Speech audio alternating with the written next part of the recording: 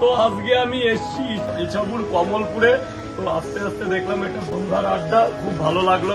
এসেই দেখছি এখানে বিরিয়ানি কিন্তু একদম হাড়িতে আছে, তামা হাড়ি বিরিয়ানি। তো দারুণ বিরিয়ানি আজকের দিনে 60 টাকায় বিরিয়ানি দিচ্ছে, এটাই হচ্ছে ভাবার কথা। তো চিকেন তো ভালোই বড় বড়, 60 টাকা একটা চিকেন, একটা আলু দিয়ে 60 টাকা।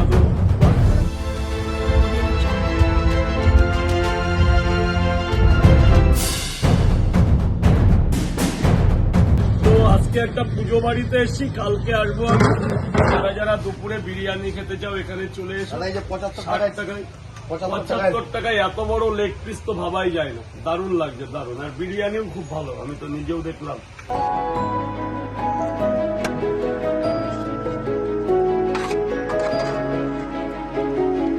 যারা খেতে চাও চলে এসো দাদার এখানে। কালকে তাহলে দেখা হবে।